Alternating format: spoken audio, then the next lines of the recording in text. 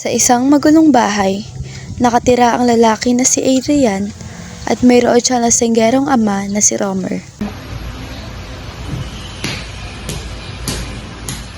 Hoy bata ka, naglinis ka na ba ng bahay? Hindi pa po, nagawa pa po ng assignment. Bakit hindi ka pa naglinis ng bahay? Wala ka talagang kwentang anak. Gumagawa ka ng assignment, di ba? Hindi ba nakikita? Saka kung makasabi ka ng mga anak ng anak, ikaw ba? May kwenta ka bang ama? Aba, sumasagot ng tarantado ka. Ano, sasagot ka pa? Anong nangyayari dito? Romer, balik ka na ba? Bakit mo sinutok ang anak natin? Saan babae kayo? Wala kang kwenta sa ating pamamahay. Ma! Wala ka na kwenta! Anak! Ano ba, Romer? Tigil mo nga yan! Wala kayo.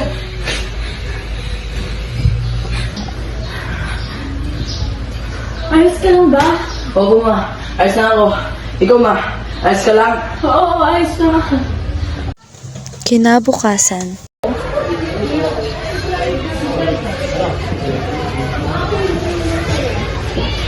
Utod, niya sa'yo.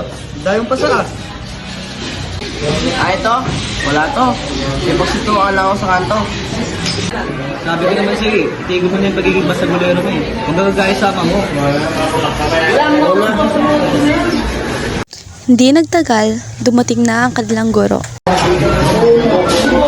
Good morning, class. So today may gagawin tayong activity about yesterday lesson.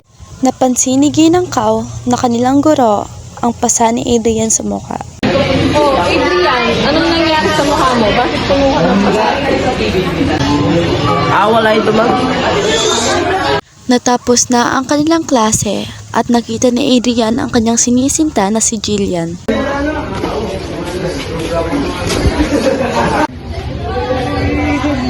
Pre.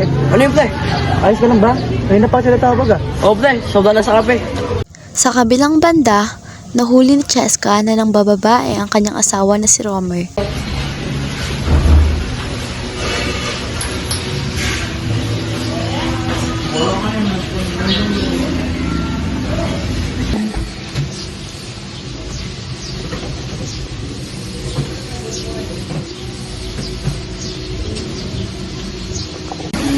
Yung asawa ba yun? Sino yung kasama niya?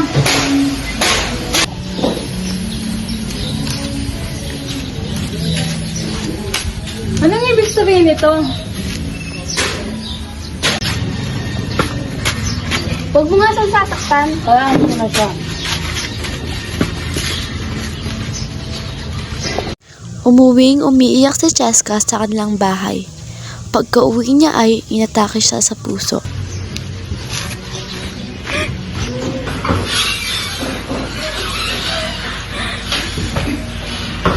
Nakauwi na si Adrian sa kanilang bahay. Pagka-uwi niya ay nadatnan niya ang kanyang ina na walang malay sa sahig.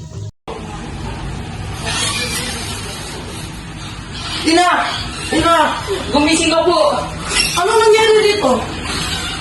Ikaw, anong ginawa sa kanya? Wala ka talaga kwenta. Mamamatay tao ka! Hoy bata ka, huwag mo sisihin sa nangyari kay mama mo. Kauwi ko lang galing sa kabilang kanto. Huwag ka nang babalik dito! Sa labis na kalungkutan ni Adrian ay bigla siyang nagbago at nagsimula rin siyang uminom ng alak at mga pinagbabawal na gamot.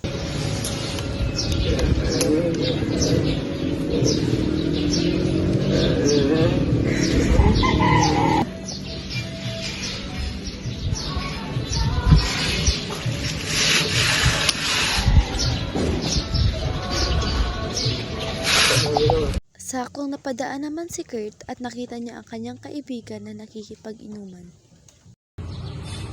Pre, anong ginagawa mo? Masama yan. Wala akong pangigard. Hindi mo hawak ang buhay ko. Gagawin ko lahat ng gusto ko. Bahala ka. Gawin mo lahat ng gusto mo.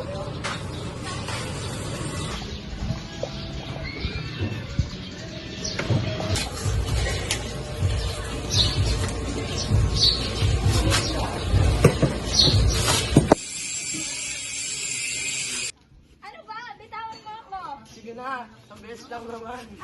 Nang dahil sa impluwensya ng alak at mga pinagbabawal na gamot, ay nagawang gahasain ni Adrian si Jillian.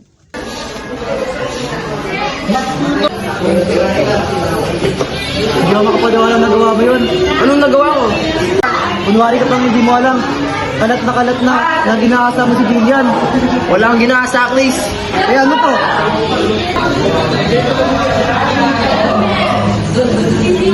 Wala akong magandang ginawa ko yan. Huwag mo lang pagbintangan. Tarantado ka!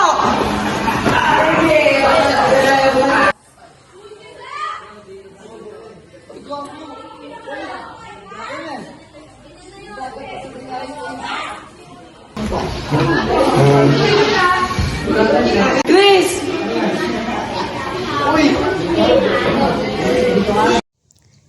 At nang dahil sa impluwensya ng alak at mga pinagbabawal na gamot, ay nakakagawa tayo ng bagay tulad ng pananakit sa ating mga mahal sa buhay o hindi kaya panggagahasa. Marapat lamang nating tandaan na kahit gaano man kahirap ang nangyari sa ating buhay, ay lagi nating isipin na ang pag-inom ng alak at paggamit ng mga ipinagbabawal na gamot ay hindi kailanman magiging solusyon.